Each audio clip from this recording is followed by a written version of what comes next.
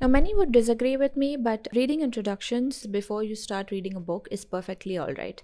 It doesn't ruin the story for you. If you read books from Penguin Classics, Oxford World's Classics, NYRB, New Direction, Everyman's Library, they are all equipped with introductions written by experts. These introductions are structured very thoughtfully and intricately to allow first time readers to gauge the themes and symbols and interpretations of a book, whether that's fiction or non fiction. Personally, they've made me a lot more attentive as a reader. I've read introductions to books like The Obscene Bird of Night, Against Nature, House of Leaves, texts that are more experimental, but also the most obvious classics like Ulysses, Moby Dick, The Picture of Dorian Gray, Frankenstein, The Death of Ivan Illich, just to name a few. They help summarize themes and symbols and interpretations in a way that you perhaps may not be able to, at least after the first read. This is exactly how I started reading philosophy more than a decade ago. I remember reading the introduction to Marcus Aurelius's Meditations for the first time and then getting into the book because the introduction really helped me contextualize the stoicism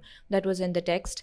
And I have read the introduction to that book countless of times since. I don't think I would have been able to understand and truly enjoy dense philosophers like Michel de Montaigne, Nietzsche, Hannah Arendt, Simone Weil, Simone de Beauvoir, Kierkegaard, Schopenhauer, so many more without reading introductions. There are a few editions I want to point out: Cambridge Companions, W. W. Norton and Company, Routledge editions, if I'm pronouncing that word correctly, Oxford's very short introductions, Penguin Classics, Hackett Classics, Everyman's Library, Modern Library Classics, and even Harold Bloom's. He has so many critical introductions and interpretations of classics. I've been able to approach reading and literature in a completely different way.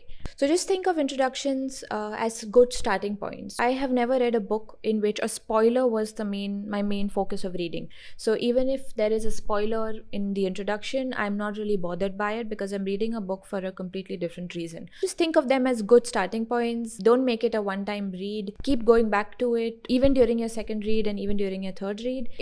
Introductions are never a one-time thing.